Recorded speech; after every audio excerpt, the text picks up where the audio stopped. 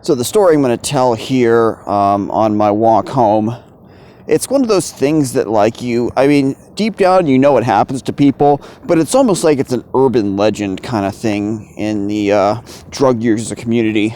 And by that I mean the whole saga that is having to strip for a dealer to prove that you are not a cop, you are not an informant, you are not wearing a wire, anything of that nature. You are definitely not.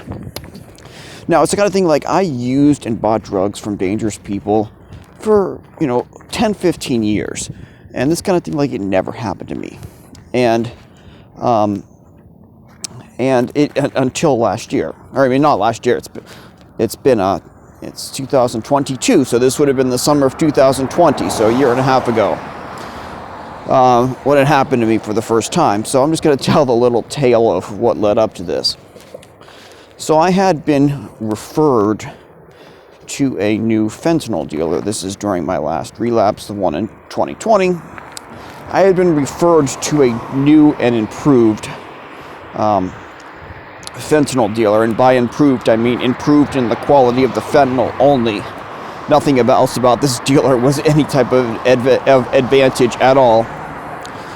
The main disadvantage was this dealer used himself. He got high at least on fentanyl himself, and he would stay up for like days and days and days on end. Like, I never got any hints that the guy was on any type of stimulants, but he very well could have been, but obviously on fentanyl.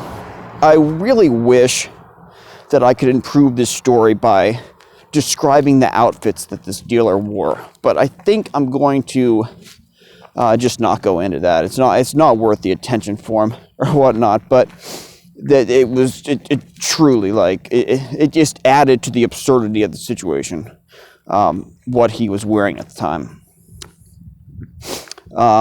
Anyway, so I had been buying from him for about 2 weeks. It was a decent relationship and whatnot. It was one of those things where it got so freaking frustrating because you would go to his residence wanting to be in and out in 30 seconds. You would think that he also would want you to be in and out in 30 seconds, but no. He would just stand there, in his kitchen, nodding off like crazy, and you'd be trying to wake him up. And, the door girls that he had working for him were always you knew in spirit they were on your side, but they'd be like, you gotta wait for him, just give him a minute. So it's really, really frustrating. So I get in there the one day, and he's acting extra goofy. Obviously he'd been up for days or whatever. And there's maybe 3 or 4 of us in line, all buying small quantities. And when he gets to me, how it had happened was he had asked me what I wanted, and I said that I think my order was something like, let's say like a 40 and a 20. It might have been a 20 and a 10. 2 quantities. I gave my order in that way. And something spooked him about the way that I gave my order. I don't know. No, I don't think anyone with a sane mind would know, but something about the way that I said it in 2 denominations like that. And obviously I said it in 2 denominations because I wanted 2 packages because I was middlemaning one of the 2. Anyway, so the way that I had said that set him off. It's like, why would you say it that way? You never speak the way that you just spoke right now. Why are you speaking differently today?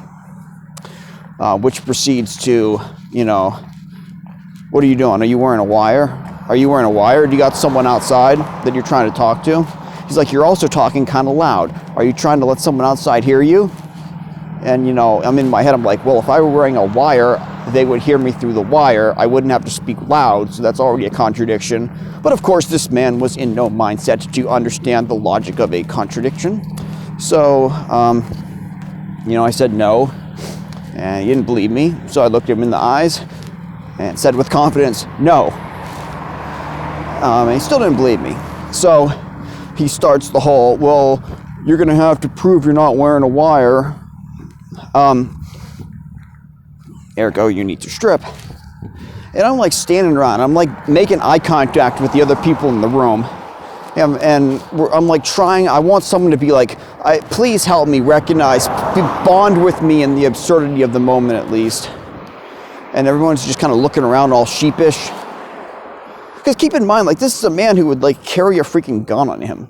So like this is, okay, so this is one of those things that like, to someone who doesn't use drugs, the idea of someone requiring you to strip at gunpoint for any reason is like an extremely intense moment. Like, it's gonna be one of the more intense moments in someone's life if you have a gun pointed in your direction and you're told to strip. But when you're a drug addict, it's just, as I said before, it's like an urban legend, and when it's your turn, you're just like, I guess it's my turn.